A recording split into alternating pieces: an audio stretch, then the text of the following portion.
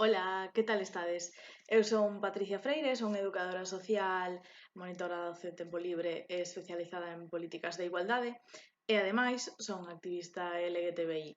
Hoxe veño da man do Concello de Ribeira, que me propuxo esta actividade tan fantástica e interesante como é falar da diversidade afectivo-sexual e de xénero.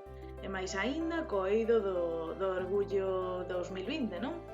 Veño tamén da man de Afectividades, que é unha consultora e páxina web que trata temas de diversidade sexual e de feminismo, moi interesante tamén. Que é o que vos propoño eu hoxe para celebrar este orgullo deste ano? Pois imos falar da diversidade afectivo-sexual e de xénero e do colectivo LGTBI. Imos traballar nos conceptos que eu creo que son clave para entender a realidade do colectivo. Imos falar tamén de cal é a situación que está a vivir o colectivo LGTBI tanto no plano internacional como no plano nacional como en Galicia. Vamos falar tamén da LGTBI fobia e dos delitos de odio, de como está a traballar tamén a educación e a diversidade, e vamos a dar algunhas propostas de mellora, non? Para a situación do colectivo LGTBI. Vale, imos empezar. Termos que para min son imprescindibles á hora de falar do colectivo LGTBI, pois o primeiro deles é a orientación sexual. Que é a orientación sexual, vos preguntaredes? Pois moi sinxelo, a verdade. É a atracción que sentimos, sexual, romántica, afectiva, de calqueira tipo, cara a outras persoas segundo o seu sexo ou xénero, ou sexo e xénero. Heterosexual, polo tanto, pois unha persoa que se sinte atraída exclusivamente por persoas de distinto xénero. Homosexual, pois persoa que se sente atraída por persoas do seu mesmo xénero. Aquí están incluídas as persoas gays e as lesbianas. E bisexual, que moitas veces dá lugar a moitísimas confusións, pois unha persoa bisexual é a que sente atracción sexual, emocional, romántica, cara a persoas de máis de un xénero, non dos dous xéneros. Non é binaria a definición, senón que é cara a máis dun xénero. O meu é máis, non? Vale. Aquí estamos tratando o tema do xénero e vimos tratar tamén a continuación, que é un termo pois moi imprescindible á hora de falar do colectivo LGTBI, non? Aquí está, identidade de xénero. Que é a identidade de xénero? Pois é a percepción subxectiva que ten unha persoa sobre sí mesma e que pode servir para crear a súa identidade social, non? Pois eu teño xenitais femeninos, son muller cis, que despois falaremos de un dos próximos termos, eu me leo como muller, entón a miña identidade social pois vai estar moi relacionada co que se considera o que é considerado o normativo das mulleres, a socialización primaria esta que nos fan, non, dos roles de xénero, uns atribuídos ás persoas masculinas e outros ás persoas femeninas, pois así, tal cual. E que é, polo tanto, unha persoa trans? E poño trans con asterisco porque este é o concepto que se utiliza para englobar a persoas transexuais e persoas transxénero. A día de hoxe é o termo máis inclusivo e, de feito, é o termo que elixen as propias persoas trans. Entón, pareceme que é o que temos que facer todos e todas, non? Utilizar os termos que esas mismas persoas son os que validan e os que prefiren, cos que se sinten máis cómodos e cómodas. Pois unha persoa trans é unha persoa que non se identifica co xénero que lle asignaron ao nacer. É dicir, cando o médico veu o bebé, veu que tiña un pene e dixo que era un home, pois hai persoas que, por moito que teñan pene, se consideran e son, polo tanto, mulleres, non? Por eso dicimos que hai mulleres con pene e hai homes con vaxina. É dicir, uns xenitais non deciden o xénero que temos as persoas. Cisxénero, polo tanto, é unha persoa que sí que se identifica co xénero que lle asignaron a nacer. Por exemplo, eu son unha muller cisxénero. Xénero non binario, pois que ás veces oímos este tipo de termos e pensamos que son super complicados e que non imos poder entender na vida. Pois super sinxelo. Unha persoa de xénero non binario é unha persoa que non se identifica nin cas mulleres nin cos homes. Así de sinxelo. E a intersexualidade que é? Que tamén a incluímos nas siglas LGTBI. Pois son persoas que nacen cunha anatomía reproductiva ou sexual que non parece encaixar co que normativamente entendemos como masculino ou femenino, é dicir, que teñen pois outras características diferentes ao que é normal, o que coñecemos como definición típica de masculino e femenino, non? Vale, continuamos entón. Cal é a situación do colectivo LGTBI? Por que no ano 2020 seguimos a ter que celebrar o orgullo e ter que sair ás rúas, aínda que agora mesmo a situación non o permita? Sigue sendo necesario pois facer un manifesto, dicir o que pensamos, reivindicarnos. Por que? Pois porque aínda que moitas veces as persoas soen dicir que xa o temos todo conseguido porque conseguimos o matrimonio igualitario no ano 2005, a realidade do colectivo é bastante diferente ao que as persoas pensan, non? Entón, eu creo que é imprescindible que o vexamos de maneira global. Por eso, vamos falar da situación internacional e da situación nacional do colectivo LGTBI. E tamén vamos falar da situación que hai agora mesmo en Galicia, non? Vale. En primeiro lugar, falamos do plano internacional. Vamos a ir do máis grande ao máis pequeno, non? Pois en África, a día de hoxe, 37 dos 78 países perseguen ao colectivo LGTBI. A que me refiro con perseguen? Pois que o castigan tanto con penas de morte como con penas de cárcere. Isto que implica? É algo moi duro de dicir, non? Pero implica que moitas persoas que residen en África teñan que solicitar asilo por discriminación, por delitos de odio, por medo a perder a súa propia vida, non? Por iso España sí que é un dos países que, a pesar de que ten moito no que avanzar, non? Recibe a persoas refuxiadas pola súa identidade de xénero ou pola súa orientación sexual. En Asia, por exemplo, pois en Extremo Oriente non se criminaliza nin se persegue de ninguna maneira, pero en Oriente Próximo sí. De feito existen penas de morte e penas de cárcere. É dicir, eu non podo camiñar cunha rapaza da man se a miña parella porque posiblemente pois teñamos verdadeiros problemas neses países. En América, pois en América hai como un pouco de todo, non? É moi difícil facer unha revisión xeral, porque sí que é certo que en América existen moitísimas investigacións que tratan a diversidade afectivo-sexual e de xénero, e que a traballan moitísimo, quizás incluso máis que en Europa. Pero sí que é certo que segue habendo excepcións, non? Por exemplo, Brasil, co novo presidente que ten, pois é un presidente claramente que se define como homófobo, polo tanto estamos dando pasos cara atrás. É difícil generalizar en América porque é un país moi diverso. En Oceanía, por exemplo, podemos dicir que aínda a día de hoxe 9 países a criminalizan. Pero en Oceanía sí que non hai penas de morte, hai penas de cárcere que non exceden os 14 anos, pero seguen a ser penas de cárcere, non? A día de hoxe que te persigan por ser quen eres ou por amar a quen ames, que se di moito, non? Non ten moito sentido. Pero vamos, que está a suceder a día de hoxe, onte, moitísimas persoas o están pasando, o pasaron, é unha realidade que está aí e que temos que coñecer, non? Vale, en Europa xa nos imos acercando máis ao que nos vai tocando máis, non? Pois, en Europa o principal risco provende de Rusia. Rusia aprobou, creo que non recordo mal, no ano 2013, unha lei de propaganda anti-homosexual. Que quere dicir isto? Pois que Rusia o que fai é que non permite ningunha visibilidade do colectivo LGTBI nas rúas. Toda a visibilidade, toman os datos, perseguen e incluso podes perder o traballo, vas ter moitísimas consecuencias por amosarte trans, homosexual, lesbiana, bisexual, o que sexa, vas ter moitísimas consecuencias. De feito, hai moitísimos reportaxes que falan do que está pasando en Rusia ou en Chechenia, por exemplo, que se fala de que hai incluso campos de concentración para persoas homosexuais. Non estamos tan lonxe de Rusia, non?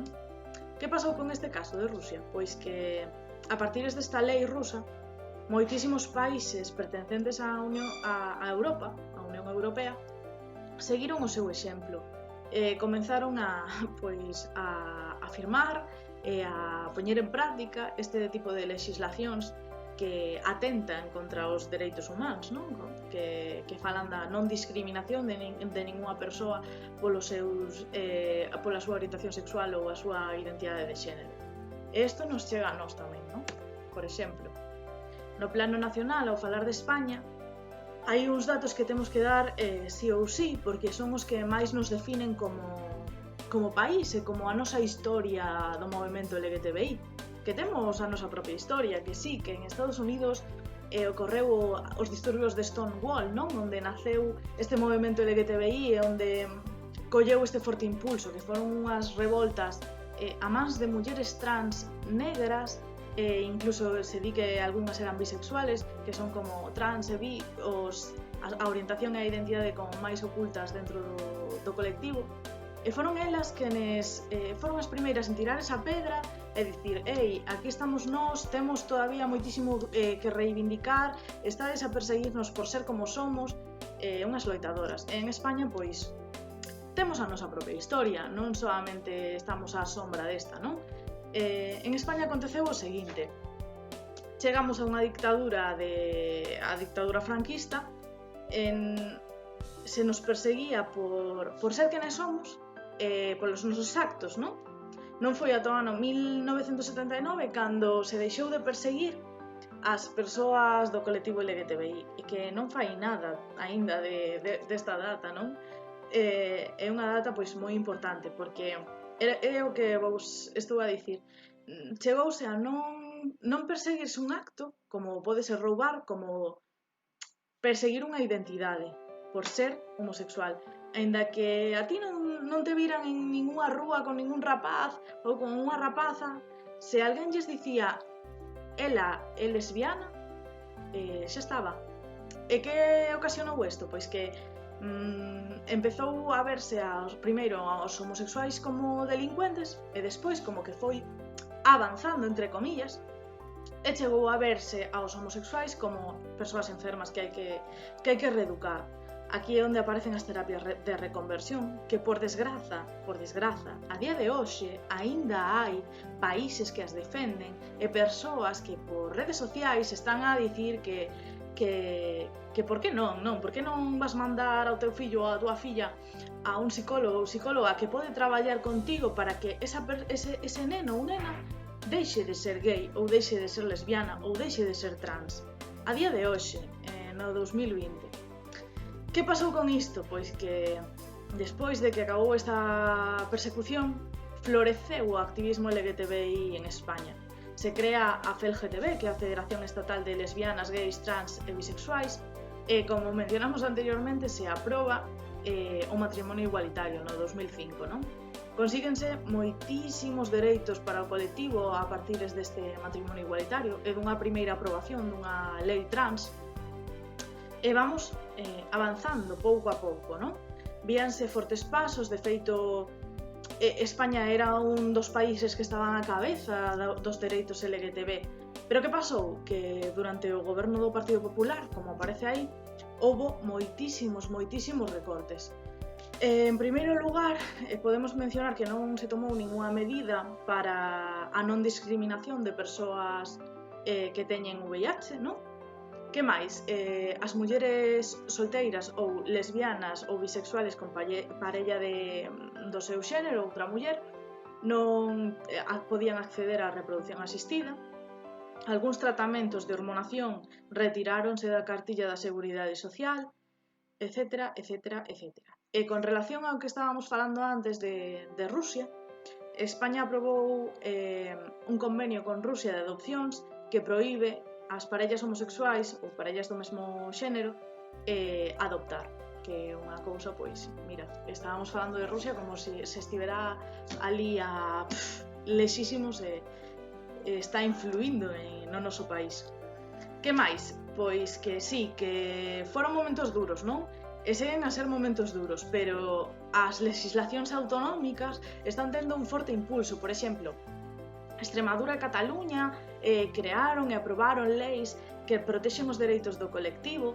Tamén Andalucía aprobou unha lei que protexe as persoas trans e que fala da identidade de xénero e que a traballa.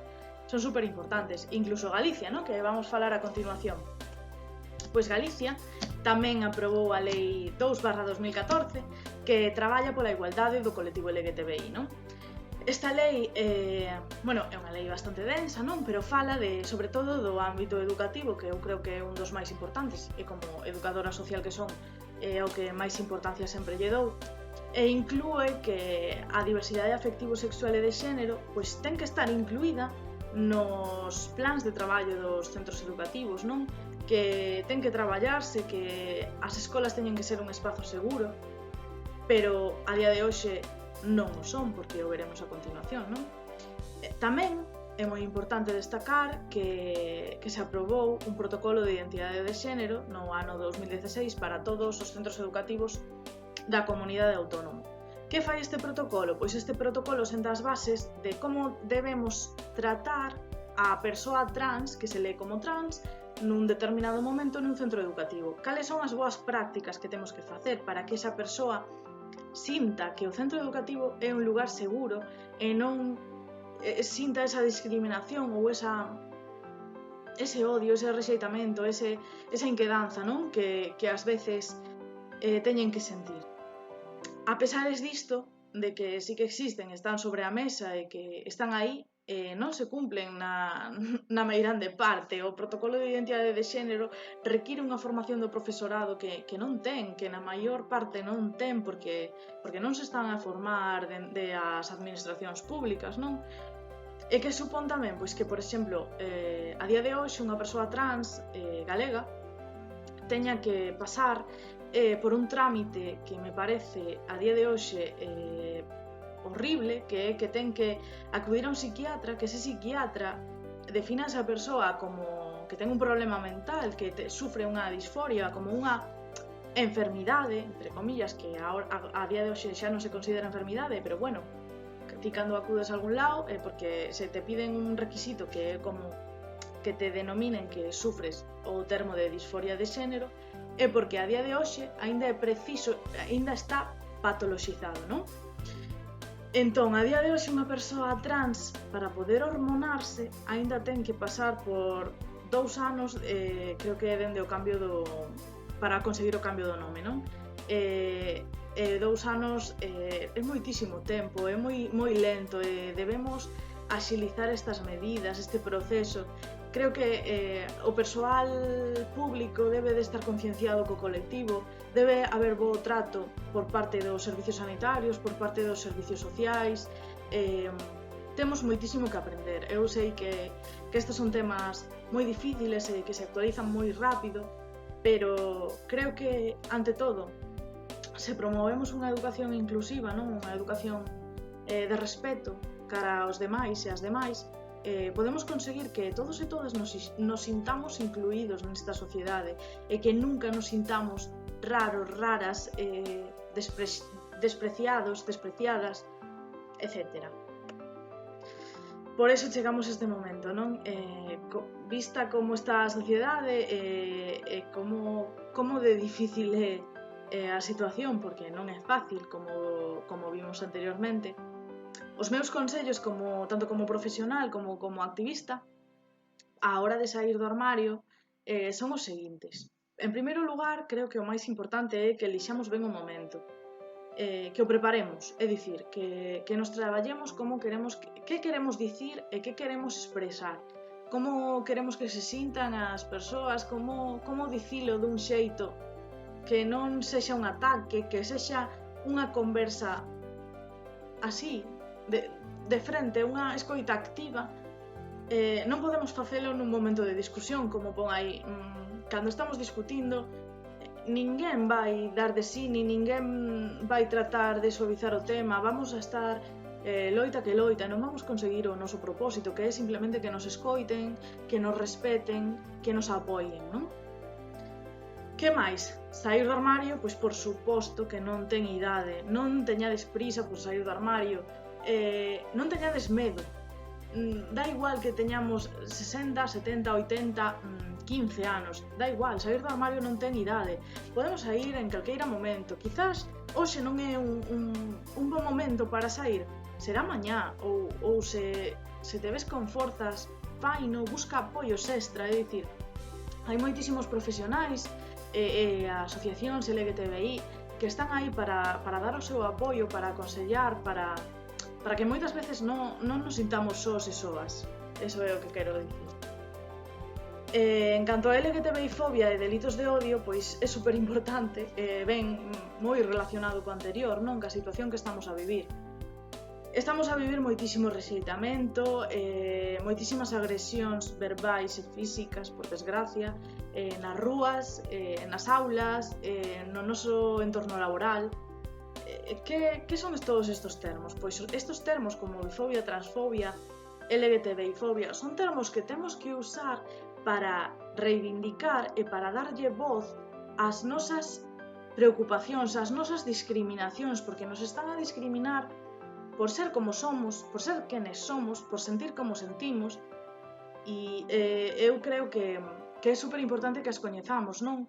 Que é a bifobia, por exemplo? Pois é ese odio ou aversión que hai na sociedade cara a persoas bisexuais que fai e consegue que as persoas bisexuais estean rodeadas de 1000 millóns de mitos e prexuizos, que sea moi difícil sair do armario como persoa bi porque non hai apenas referentes na sociedade.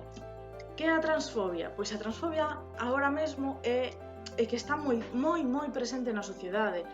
Son conductas discriminatorias, de agresión, negativas, de discriminación, que conseguen que o 90% das persoas, das mulleres trans, teñan que dedicarse á prostitución porque non encontran outra saída laboral por ser mulleres trans, que son mulleres e que non hai máis. A transfobia non soamente son actitudes individuais, senón que a día de hoxe unha estructura se constitúe como un sistema de marginalización cara ás persoas trans, e temos que acabar con iso, porque se definen como queren definirse, son mulleres e son homes, e xa está, e que non debería de haber máis discusión que esa, pero a hai, e por desgracia, algúns sectores do feminismo actual non recoñecen a mulleres trans como suxeitos do propio feminismo, como mulleres. Entón, eu dende aquí fago esa reflexión de por que colocar... Sí, é certo que temos que reivindicar a situación das mulleres trans e da discriminación,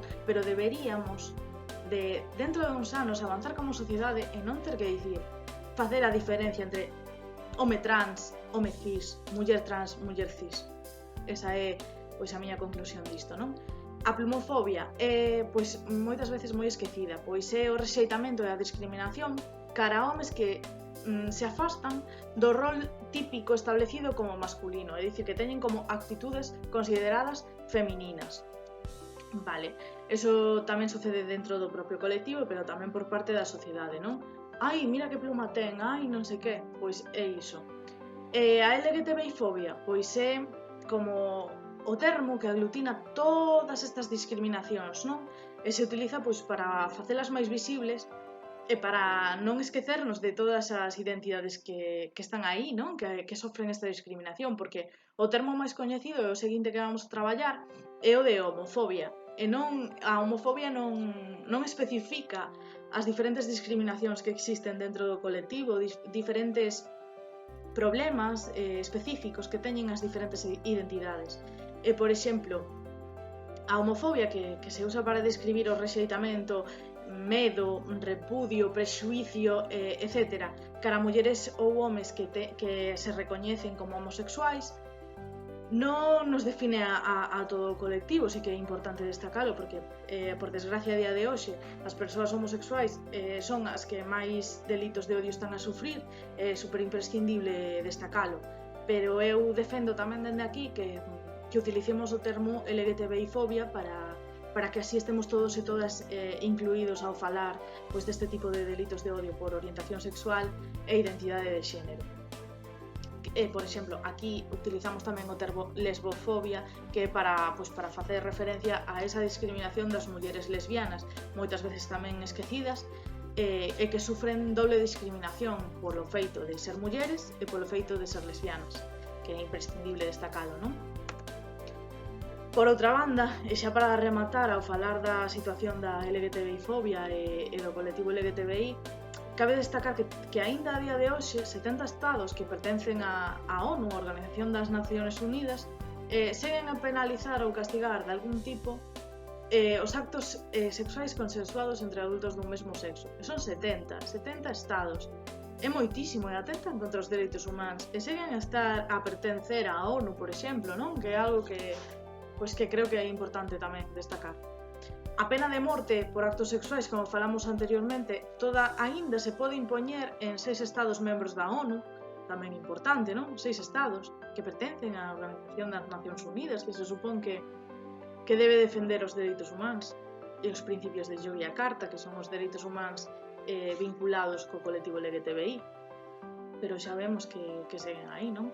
E que aínda 41 estados amosan barreiras de cara á formación de ONGs ou institucións que defendan os dereitos do colectivo.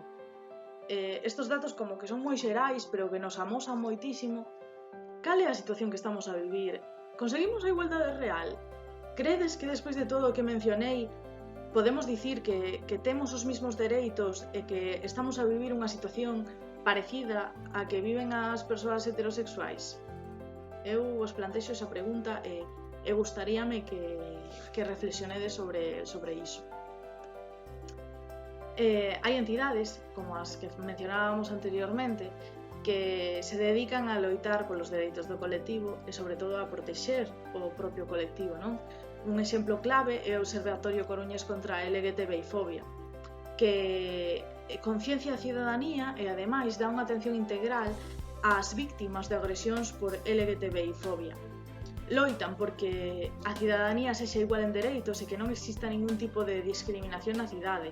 É imprescindible destacar que no ano anterior, no ano 2019, recolleron 152 casos de LGTBI-fobia, tanto na Coruña como a nivel Galicia, porque como non existe outra entidade que recolla estes datos, recollen tanto estadísticas sobre a cidade da Coruña como sobre a provincia, como sobre Galicia, porque están a traballar moitísimo, o seu traballo estáse a expandir moitísimo na comunidade. É imprescindible, primeiro, que o coñezades, que está aí, que hai persoas que se algún día sufrides algún tipo de agresión verbal, de calqueira tipo, que van a estar aí para escoitar, para apoiar, para axudar, que non estades sós ou soas, que hai máis xente como a vos e que vos pode axudar, que hai profesionais que entenden as realidades e todo isto. Xa creo que vamos, non sei como vamos de hora, pero creo que este vai ser un dos últimos puntos, non? O bullying LGTBI-fóbico. Non sei se... creo que despois do que estivemos a falar xa sabedes a que me refiro, non? Dentro dos centros educativos existe este tipo de bullying que, por desgraza, non digo que os demais sexan menos importantes, por favor, que ninguén entenda iso, non? Pero é o que está máis presente dentro das aulas. Este bullying ven da man dunha serie de características como son as seguintes. Invisibilidade. Por que invisibilidade? Pois porque as persoas LGTBI sempre están un pouco ocultas, é dicir, é moi difícil que amosen a súa identidade porque somos conscientes de que se pode sufrir este tipo de bullying, non? De que hai certa discriminación. Contaxio do estigma, que pasa con isto? Pois que é moi difícil que outra persoa, outro rapaz ou outra rapaza dentro dunha aula apoia o seu compañeiro ou a súa compañeira, porque seguramente se lle están chamando maricón a unha persoa e ti o defendes, se contaxe o estigma e xo van chamar a ti, é así, é unha realidade, por desgraza, é así a día de hoxe. O continuo da exclusión, que quere dicir isto? Pois que non solamente se queda dentro da aula este bullying, esta discriminación, este odio, esta aversión, senón que se expande a todas as áreas da túa vida. É dicir, e máis agora, non? Ca forza que teñen as redes sociais. Se estás a recibir bullying dentro da aula, valo recibir na rúa, na túa casa por medio das redes sociais, etc. É moi difícil romper con este bullying, moi difícil. E por último, que ocasiona todo isto? Pois un desempoderamento da persoa, non? Que non se vexa capaz de sair disto, porque é moi difícil, e porque o que fan o resto das persoas é mermar a súa autoestima, o seu autoconcepto e a súa fortaleza mental, non? O bullying LGTBI fóbico é un problema universal a día de hoxe, é un problema que fai que adolescentes ou nenos e nenas teñan verdadeiros problemas co seu desenvolvemento psicolóxico, incluso chega a ser físico, que según datos da FELGTB, da Federación Estatal, un 40% de adolescentes que se consideran LGTBI pensasen en suicidarse e que un 17% o intentase. Son datos que chaman moitísimo a atención, pero que temos que dicir, non? Que un 40% de rapaces e rapazas que se consideran LGTBI, case é a metade que pensasen en suicidarse en algún momento da súa vida por culpa deste bullying, por culpa desta aversión que existe cara ao colectivo, destas discriminacións, non? Que nos están chegando en forma de todo tipo de mensaxes, como por exemplo o veto parental, non deixar que se fale do colectivo LGTBI nas aulas, que deben ser, por favor, espacios seguros que nos protexan, nos que todos e todas sexamos iguais, nos tratemos de igual a igual, e por que non? A diversidade é poder, é aprendizaxe, a diversidade tanto de xénero como sexual, como de cultura, non? Creo que é positiva, pero estamos vendo que por desgraza, moitísimas persoas o siguen a ver como un ataque cara a si mesmos, e por iso o tema do veto parental, de non querer falar. Xa sabemos que do que non se fala non existe, entón o que queren é que o colectivo LGTBI volva a un armario do que sinto moito, pero xa saímos, a día de hoxe non vamos voltar. Conseguimos xa moitísimos dereitos perdón, e non estamos dispostos e dispostas a dar cara atrás. Vamos a seguir loitando, por moito que recibamos, por desgraza, agresións, insultos, de todo tipo de discriminación. Vamos a estar aí porque xa estamos aí e pertencemos a esta sociedade e formamos parte da sociedade e somos persoas como o resto, non? Moi importante iso. E considero que a educación, pois, para avanzar, para que a sociedade avance, pois a educación é a arma máis poderosa que temos, non? Educar os máis pequenos e as máis pequenas en que todos somos iguais, todas e todos somos iguais, temos os mesmos dereitos, non tipo por ser un home cisxénero, blanco, heterosexual, tes que ter máis dereitos que eu, nin que ela, nin que el, senón que todos deberíamos ter os mesmos, ter as mesmas condicións, e que a liberdade e a diversidade, ao fin e ao cabo, son a nosa realidade, son a nosa vida, non? E creo que enriquecen a sociedade. Bueno, ata aquí todo, non? Estou disponible para todo o que precisedes. Estou nas redes sociais, como patri_guío, que non o puxen por aquí, se non me podes atopar no perfil de afectividades, que é a páxina web para que participo. E que non somente nos quedemos niso, non? Nos centros educativos, que sí, que é un papel moi importante, pero todos, todas e todes somos partícipes desta sociedade, vivimos nela, nos relacionamos nela, e temos que sinalar a LGTBI-fobia, a rabia que hai cara ao colectivo, e educar sempre en diversidade e igualdade, non deixar que tomándonos unhas cañas un solte un comentario de leva unha camisa rosa, vai a maricón. Non, temos que frear cas bromas homófobas, ca LGTBI-fobia en xeral, e sempre educar no respeto, non na tolerancia, porque nadie do colectivo quere que se lle tolere, senón que se lle respete como persoa, que todos e todas e todes somos iguais e temos os mesmos dereitos para vivir nesta sociedade. Por desgraza, temos que seguir reivindicándonos, porque non os temos a día de hoxe, pero aquí estamos para demostrar que estamos aquí, que podemos axudar, que podemos incidir na sociedade, non? proporcionar moitísimas ferramentas de liberdade que poden axudar a crear deste un mundo máis diverso, máis igual e, sobre todo, creo que máis xusto. Entón, nada, ata aquí. Que feliz orgullo de 2020. Moitísimas gracias ao Concello de Ribeira por contar comigo, con nós, e que estou moi orgullosa de iniciativas como esta que queren visibilizar ao colectivo LGTBI e tratalos sempre dende o respeto e aprender todos e todas e todes sempre xuntos e xuntas, que é o máis importante.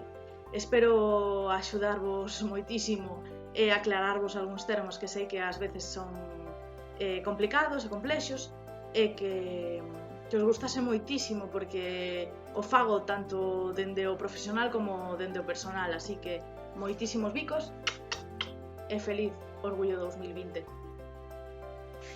Ola, que tal estades? Eu son Patricia Freire, son educadora social, monitora do tempo libre e especializada en políticas de igualdade e ademais son activista LGTBI. Hoxe veño da man do Concello de Ribeira, que me propuxo esta actividade tan fantástica e interesante como é falar da diversidade afectivo-sexual e de xénero, e máis aínda co eido do orgullo 2020, non? E veño tamén da man de Afectividades, que é unha consultora e páxina web que trata temas de diversidade sexual e de feminismo, moi interesante tamén. Que é o que vos propoño eu hoxe para celebrar este orgullo deste ano? Pois imos falar da diversidade afectivo-sexual e de xénero e do colectivo LGTBI. Imos traballar nos conceptos que eu creo que son clave para entender a realidade do colectivo. Imos falar tamén de cal é a situación que está a vivir o colectivo LGTBI tanto no plano internacional como no plano nacional como en Galicia. Vamos falar tamén da LGTBI-fobia e dos delitos de odio, de como está a traballar tamén a educación e a diversidade, e vamos a dar algunhas propostas de mellora, non? Para a situación do colectivo LGTBI. Vale, imos empezar. Termos que para min son imprescindibles á hora de falar do colectivo LGTBI, pois o primeiro deles é a orientación sexual. Que é a orientación sexual, vos preguntaredes? Pois moi sinxelo, a verdade. É a atracción que sentimos, sexual, romántica, afectiva, de calqueira tipo, cara a outras persoas segundo o seu sexo ou xénero, ou sexo e xénero. Heterosexual, polo tanto, pois unha persoa que se sinte atraída exclusivamente por persoas de distinto xénero. Homosexual, pois persoa que se sinte atraída por persoas do seu mesmo xénero. Aquí están incluídas as persoas gays e as lesbianas. E bisexual, que moitas veces dá lugar a moitísimas confusións, pois unha persoa bisexual é a que sinte atracción sexual, emocional, romántica, cara a persoas de máis de un xénero, non dos dous xéneros. Non é binaria a definición, senón que é cara a máis dun xénero. O meu é máis, non? Vale. Aquí estamos tratando o tema do xénero e imos tratar tamén a continuación, que é un termo pois moi imprescindible á hora de falar do colectivo LGTBI, non? Aquí está, identidade de xénero. Que é a identidade de xénero? Pois é a percepción subxectiva que ten unha persoa sobre si mesma e que pode servir para crear a súa identidade social, non? Pois eu teño xenitais femeninos, son muller cis, que despois falaremos de un dos próximos termos, eu me leo como muller, entón a miña identidade social pois vai estar moi relacionada co que se considera o que é considerado o normativo das mulleres, a socialización primaria esta que nos fan, non, dos roles de xénero, uns atribuídos ás persoas masculinas e outros ás persoas femeninas, pois así, tal cual. E que é, polo tanto, unha persoa trans? E poño trans con asterisco porque este é o concepto que se utiliza para englobar a persoas transexuais e persoas transxénero. A día de hoxe é o termo máis inclusivo e, de feito, é o termo que elixen as propias persoas trans. Entón, pareceme que é o que temos que facer todos e todas, non? Utilizar os termos que esas mismas persoas son os que validan e os que prefiren, cos que se sinten máis cómodos e cómodas. Pois unha persoa trans é unha persoa que non se identifica co xénero que lle asignaron ao nacer. É dicir, cando o médico veu o bebé, veu que tiña un pene e dixo que era un home, pois hai persoas que, por moito que teñan pene, se consideran e son, polo tanto, mulleres, non? Por eso dicimos que hai mulleres con pene e hai homes con vaxina. É dicir, uns xenitais non deciden o xénero que temos as persoas. Cisxénero, polo tanto, é unha persoa que sí que se identifica co xénero que lle asignaron a nacer. Por exemplo, eu son unha muller cisxénero. Xénero non binario, pois que ás veces oímos este tipo de termos e pensamos que son super complicados e que non imos poder entender na vida. Pois super sinxelo. Unha persoa de xénero non binario é unha persoa que non se identifica nin cas mulleres nin cos homes. Así de sinxelo. E a intersexualidade que é? Que tamén a incluímos nas siglas LGTBI. Pois son persoas que nacen cunha anatomía reproductiva ou sexual que non parece encaixar co que normativamente entendemos como masculino ou femenino. É dicir, que teñen outras características diferentes ao que é normal, o que coñecemos como definición típica de masculino e femenino, non? Vale, continuamos entón. Cal é a situación do colectivo LGTBI? Por que no ano 2020 seguimos a ter que celebrar o orgullo e ter que sair ás rúas, aínda que agora mesmo a situación non o permita? Sigue sendo necesario facer un manifesto, dicir o que pensamos, reivindicarnos. Por que? Pois porque aínda que moitas veces as persoas soen dicir que xa o temos todo conseguido porque conseguimos o matrimonio igualitario no ano 2005, a realidade do colectivo é bastante diferente ao que as persoas pensan, non? Entón, eu creo que é imprescindible que o vexamos de maneira global. Por eso, vamos falar da situación internacional e da situación nacional do colectivo LGTBI. E tamén vamos falar da situación que hai agora mesmo en Galicia, non? Vale. En primeiro lugar, falamos do plano internacional. Vamos a ir do máis grande ao máis pequeno, non? Pois en África, a día de hoxe, 37 dos 78 países perseguen ao colectivo LGTBI. A que me refiro con perseguen? Pois que o castigan tanto con penas de morte como con penas de cárcere.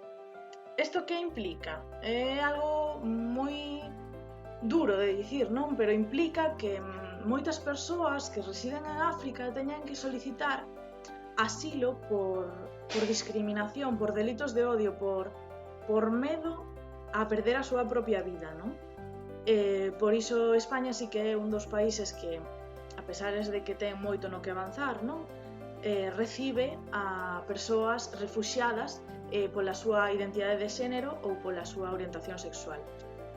En Asia, por exemplo, pois en Extremo Oriente non se criminaliza nin se persegue de ninguna maneira, pero en Oriente Próximo, sí. De feito, existen penas de morte e penas de cárcere. É dicir, eu non podo camiñar cunha rapaza da man se a miña parella porque posiblemente teñamos verdadeiros problemas neses países.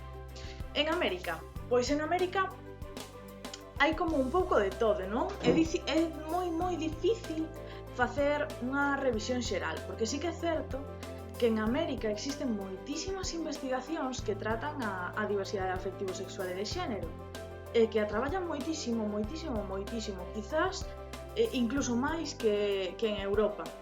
Pero sí que é certo que segue habendo excepcións, non? Por exemplo, Brasil, co novo presidente que ten, pois é un presidente claramente que se define como homófobo, polo tanto estamos dando pasos cara atrás. É difícil generalizar en América porque é un país moi diverso. En Oceanía, por exemplo, podemos dicir que aínda a día de hoxe 9 países a criminalizan.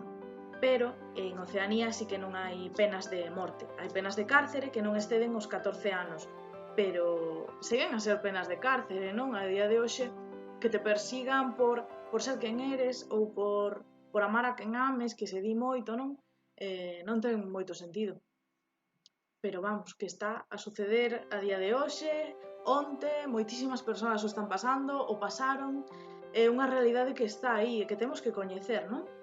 Vale, en Europa xa nos imos acercando máis ao que nos vai tocando máis, non? Pois, en Europa o principal risco provén de Rusia. Rusia aprobou, creo que non recordo mal, no ano 2013, unha lei de propaganda anti-homosexual. Que quere dicir isto? Pois que Rusia o que fai é que non permite ningunha visibilidade do colectivo LGTBI nas rúas. Toda a visibilidade toman os datos, perseguen e incluso podes perder o traballo, podes... vas ter moitísimas consecuencias por amosarte trans, homosexual, lesbiana, bisexual, o que sexa, vas ter moitísimas consecuencias. De feito, hai moitísimos reportaxes que falan do que está pasando en Rusia ou en Chechenia, por exemplo, que se fala de que hai incluso campos de concentración para persoas homosexuais. Non estamos tan lonxe de Rusia, non? Que pasou con este caso de Rusia? Pois que a partir desta lei rusa, moitísimos países pertencentes á Europa, a Unión Europea, seguiron o seu exemplo. Comenzaron a firmar e a poñer en práctica este tipo de legislacións que atentan contra os dereitos humanos, non? Que falan da non discriminación de ningunha persoa pola súa orientación sexual ou a súa identidade de xénero. E isto nos chega a nós tamén, non? Por exemplo, no plano nacional, ao falar de España, hai uns datos que temos que dar sí ou sí, porque son os que máis nos definen como país e como a nosa historia do movemento LGTBI, que temos a nosa propia historia, que sí, que en Estados Unidos ocorreu os disturbios de Stonewall, non? Onde naceu este movemento LGTBI e onde colleu este forte impulso, que foron unhas revoltas a mans de mulleres trans negras, incluso se di que algunhas eran bisexuales, que son como trans e bi, a orientación e a identidade como máis ocultas dentro do colectivo. E foron elas quenes foron as primeiras en tirar esa pedra e dicir: ei, aquí estamos nós, temos todavía moitísimo que reivindicar, estades a perseguirnos por ser como somos, unhas loitadoras. En España, pois, temos a nosa propia historia, non solamente estamos á sombra desta, non? En España aconteceu o seguinte: chegamos a unha dictadura a dictadura franquista, se nos perseguía por ser quenes somos, polos nosos actos, non? Non foi ata o ano 1979 cando se deixou de perseguir as persoas do colectivo LGTBI, e que non fai nada aínda desta data, non? É unha data pois moi importante, porque é o que vos estou a dicir. Chegouse a non perseguirse un acto, como pode ser roubar, como perseguir unha identidade por ser homosexual. Aínda que a ti non te viran en ninguna rúa con ningún rapaz ou con unha rapaza, se alguén lles dicía ela é lesbiana, xa estaba. E que ocasionou isto? Pois que empezou a verse primeiro aos homosexuais como delincuentes e despois como que foi avanzando, entre comillas, e chegou a verse aos homosexuais como persoas enfermas que hai que reeducar.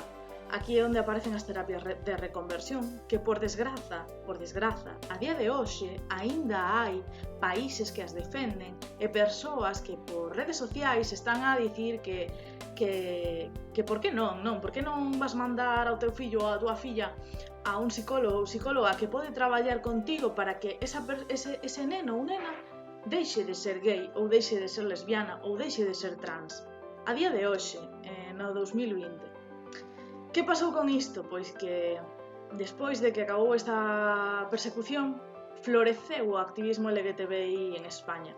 Se crea a FELGTB, que é a Federación Estatal de Lesbianas, Gays, Trans e Bisexuais, e como mencionamos anteriormente, se aproba o matrimonio igualitario no 2005, non? Consíguense moitísimos dereitos para o colectivo a partir deste matrimonio igualitario e dunha primeira aprobación dunha lei trans, e vamos avanzando pouco a pouco, non? Víanse fortes pasos, de feito, España era un dos países que estaban á cabeza dos dereitos LGTB. Pero que pasou? Que durante o goberno do Partido Popular, como aparece aí, houbo moitísimos recortes. En primeiro lugar, podemos mencionar que non se tomou ningunha medida para a non discriminación de persoas que teñen VIH, non? Que máis? As mulleres solteiras ou lesbianas ou bisexuales con parella do seu xénero, outra muller, non podían acceder á reproducción asistida. Algúns tratamentos de hormonación retiráronse da cartilla da Seguridade Social, etc, etc, etc. E con relación ao que estábamos falando antes de Rusia, España aprobou un convenio con Rusia de adopcións que proíbe ás parellas homosexuais ou parellas do mesmo xénero adoptar, que é unha cousa, pois, mira, estábamos falando de Rusia como se estivera ali a lexísimos e está influindo no noso país. Que máis? Pois que sí, que foron momentos duros, non? E seguen a ser momentos duros, pero as legislacións autonómicas están tendo un forte impulso. Por exemplo, Extremadura e Cataluña crearon e aprobaron leis que protexen os dereitos do colectivo. Tamén Andalucía aprobou unha lei que protexe as persoas trans e que fala da identidade de xénero e que a traballa. Son super importantes. Incluso Galicia, ¿no? Que vamos falar a continuación. Pois Galicia tamén aprobou a lei 2/2014 que traballa pola igualdade do colectivo LGTBI, non? Esta lei é unha lei bastante densa, non? Pero fala sobre todo do ámbito educativo, que eu creo que é un dos máis importantes, e como educadora social que son, é o que máis importancia sempre lle dou, e inclúe que a diversidade afectivo-sexual e de xénero pois ten que estar incluída nos plans de traballo dos centros educativos, non? Que ten que traballarse, que as escolas teñen que ser un espazo seguro, pero a día de hoxe non o son, porque o veremos a continuación, non? Tamén é moi importante destacar que se aprobou un protocolo de identidade de xénero no ano 2016 para todos os centros educativos da comunidade autónoma. Que fai este protocolo? Pois este protocolo senta as bases de como debemos tratar a persoa trans, que se lee como trans, nun determinado momento nun centro educativo. Cales son as boas prácticas que temos que facer para que esa persoa sinta que o centro educativo é un lugar seguro e non sinta esa discriminación ou ese odio, ese rexeitamento, esa inquedanza, non? Que ás veces teñen que sentir. A pesares disto, de que sí que existen, están sobre a mesa e que están aí, non se cumplen na meirande parte. O protocolo de identidade de xénero require unha formación do profesorado que non ten, que na maior parte non ten, porque non se están a formar de as administracións públicas, non? E que supón tamén, pois que, por exemplo, a día de hoxe unha persoa trans galega teña que pasar por un trámite que me parece a día de hoxe horrible, que é que ten que acudir a un psiquiatra, que ese psiquiatra defina a esa persoa como que ten un problema mental, que sufre unha disforia, como unha enfermidade, entre comillas, que a día de hoxe xa non se considera enfermidade, pero bueno, ti cando acudes a algún lado porque se te piden un requisito que é como que te denominen que sufres o termo de disforia de xénero, é porque a día de hoxe aínda está patoloxizado, non? Entón, a día de hoxe unha persoa trans, para poder hormonarse, aínda ten que pasar por 2 anos, creo que é dende o cambio para conseguir o cambio do nome, non? 2 anos é moitísimo tempo, é moi lento, e debemos axilizar estas medidas, este proceso. Creo que o persoal público debe de estar concienciado co colectivo, debe haber bo trato por parte dos servicios sanitarios, por parte dos servicios sociais. Temos moitísimo que aprender. Eu sei que estes son temas moi difíciles e que se actualizan moi rápido, pero creo que, ante todo, se promovemos unha educación inclusiva, non? Unha educación de respeto cara aos demais e as demais, podemos conseguir que todos e todas nos sintamos incluídos nesta sociedade e que nunca nos sintamos raros, raras, despreciados, despreciadas, etc. Por eso chegamos a este momento, non? Vista como está a sociedade e como de difícil é a situación, porque non é fácil, como vimos anteriormente.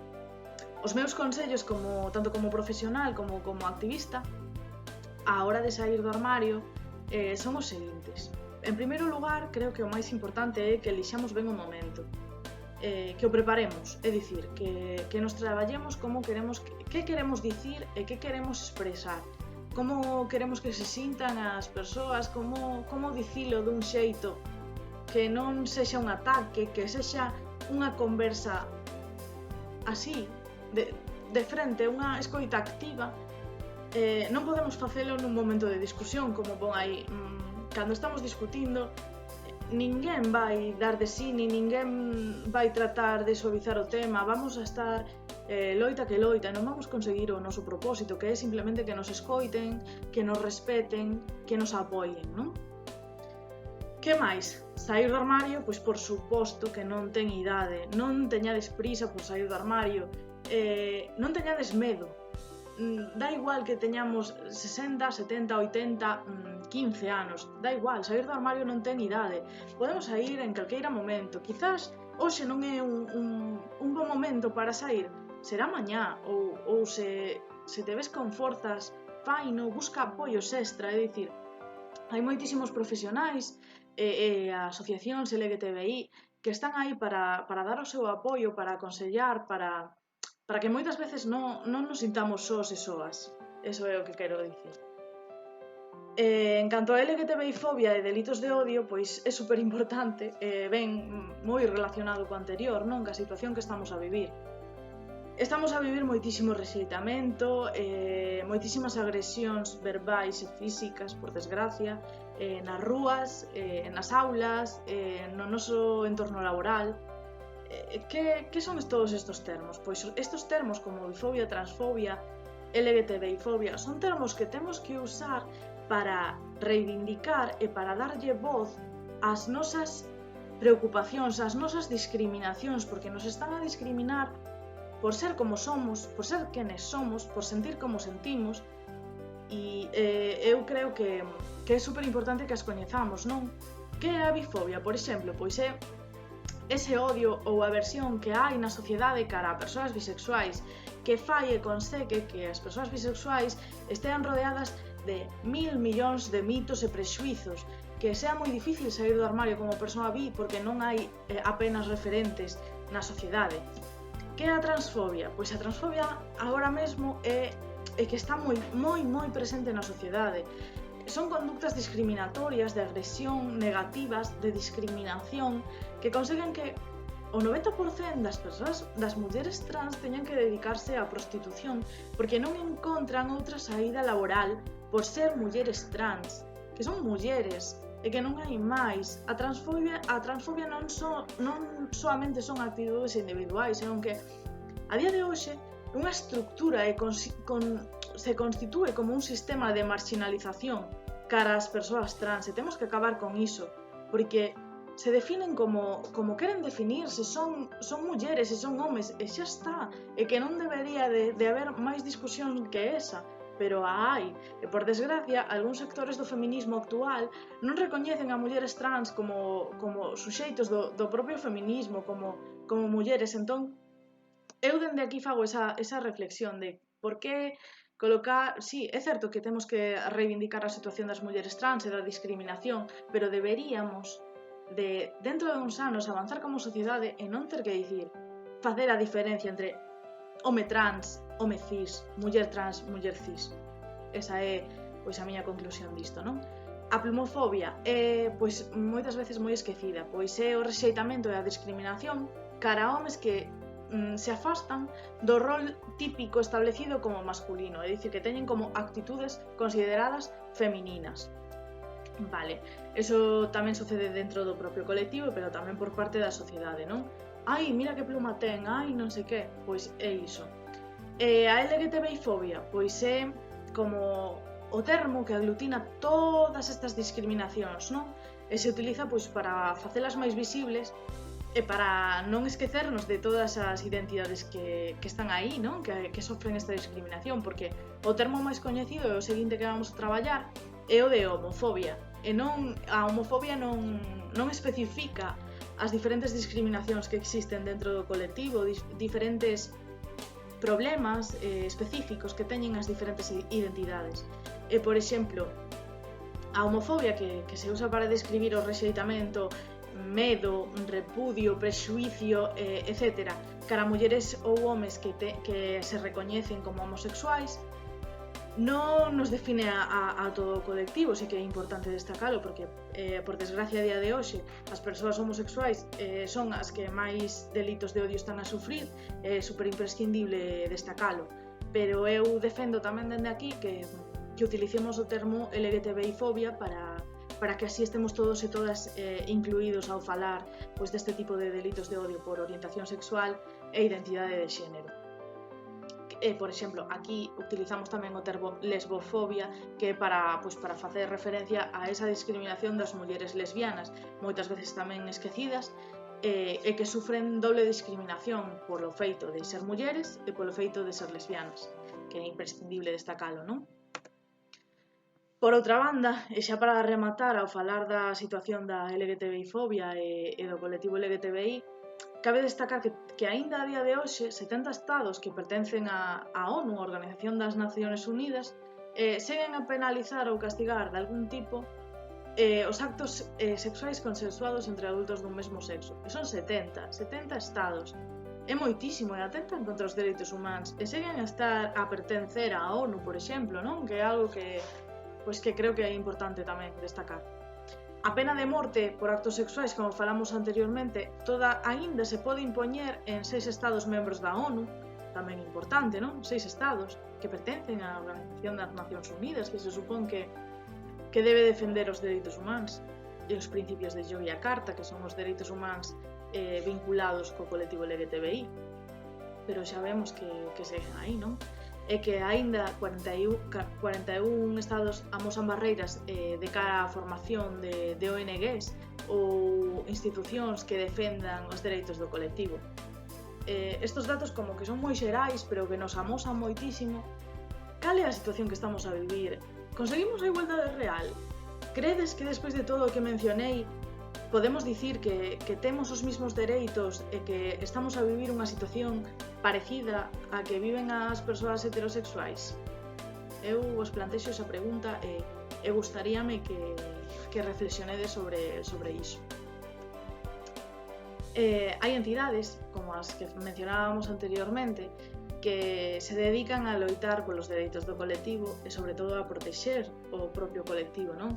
Un exemplo clave é o Observatorio Coruñés contra a LGTBI-fobia, que conciencia a cidadanía e, ademais, dá unha atención integral ás víctimas de agresións por LGTBI-fobia. Loitan porque a cidadanía sexa igual en dereitos e que non exista ningún tipo de discriminación na cidade. É imprescindible destacar que no ano anterior, no ano 2019, recolleron 152 casos de LGTBI-fobia tanto na Coruña como a nivel Galicia, porque como non existe outra entidade que recolla estes datos, recollen tanto estadísticas sobre a cidade da Coruña como sobre a provincia como sobre Galicia, porque están a traballar moitísimo, o seu traballo estáse a expandir moitísimo na comunidade.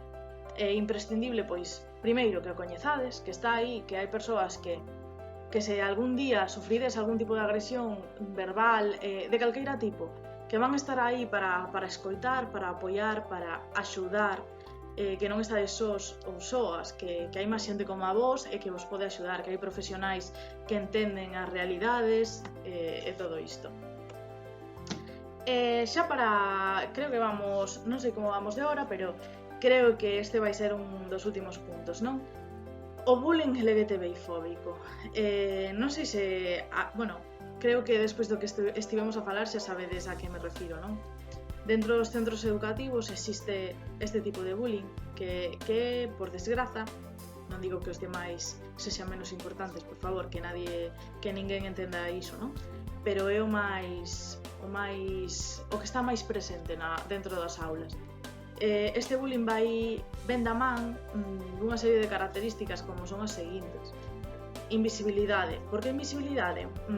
Pois porque as persoas LGTBI sempre están un pouco ocultas, é dicir, é moi difícil que amosen a súa identidade porque somos conscientes de que se pode sufrir este tipo de bullying, non? De que hai certa discriminación. Contaxio do estigma, que pasa con isto? pois que é moi difícil que outra persoa, outro rapaz ou outra rapaza dentro dunha aula apoia o seu compañeiro ou a súa compañeira, porque seguramente se lle están chamando maricón a unha persoa e ti o defendes, se contaxia o estigma e cho van chamar a ti, é así, é unha realidade, por desgraza, é así a día de hoxe. O continuo da exclusión, que quere dicir isto? Pois que non solamente se queda dentro da aula este bullying, esta discriminación, este odio, esta aversión, senón que se expande a todas as áreas da túa vida. É dicir, e máis agora, non? Ca forza que teñen as redes sociais.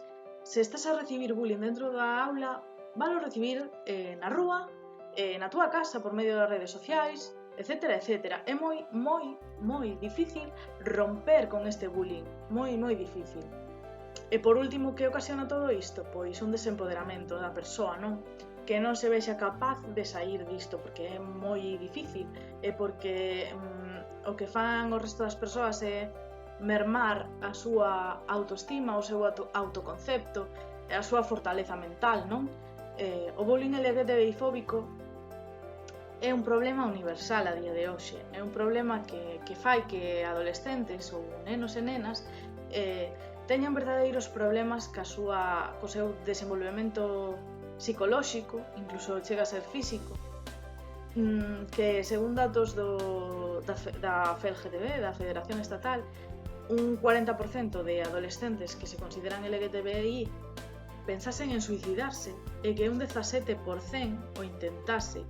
Son datos que chaman moitísimo a atención, pero que temos que dicir, non? Que un 40% de rapaces e rapazas que se consideran LGTBI, case é a metade que pensasen en suicidarse en algún momento da súa vida por culpa deste bullying, por culpa desta aversión que existe cara ao colectivo, destas discriminacións, non? Que nos están chegando en forma de todo tipo de mensaxes, como por exemplo o veto parental, non deixar que se fale do colectivo LGTBI nas aulas, que deben ser, por favor, espacios seguros que nos protexan, nos que todos e todas sexamos iguais, nos tratemos de igual a igual, e por que non? A diversidade é poder, é aprendizaxe, a diversidade tanto de xénero como sexual, como de cultura, non?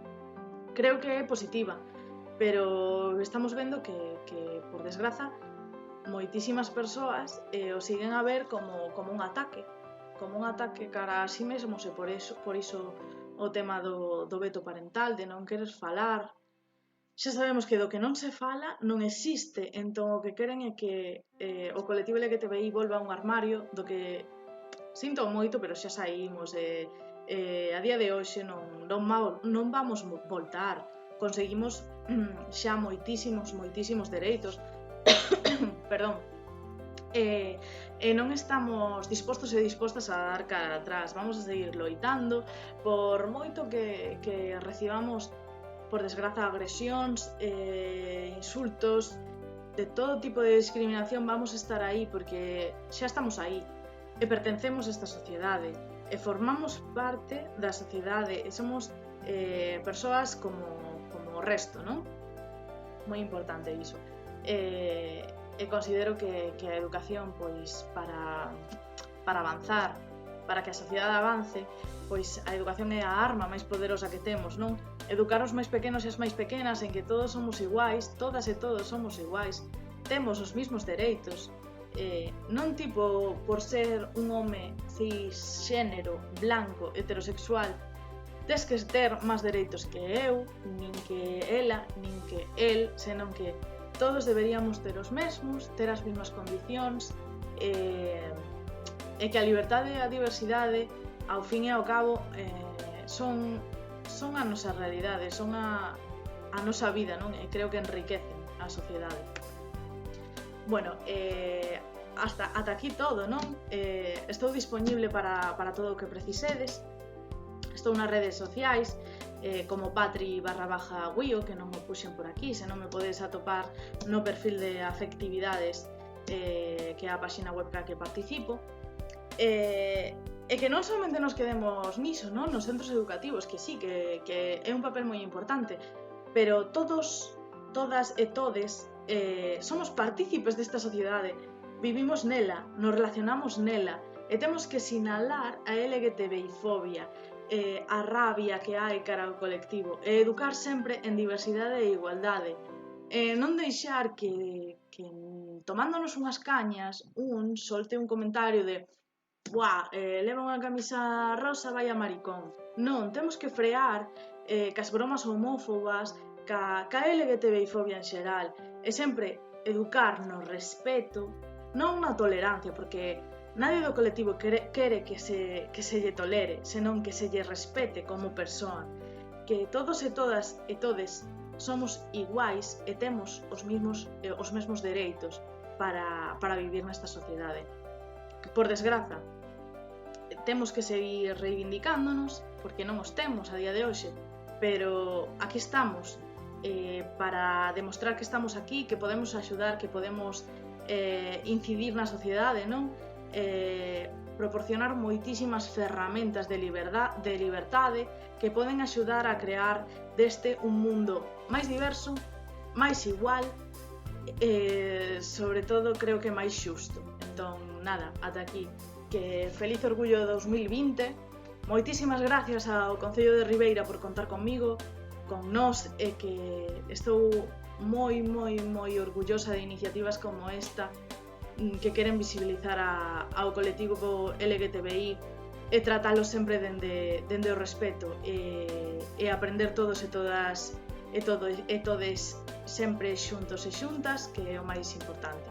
Espero axudarvos moitísimo e aclararvos algúns termos que sei que ás veces son complicados e complexos e que os gustase moitísimo, porque o fago tanto dende o profesional como dende o personal, así que moitísimos bicos e feliz orgullo 2020.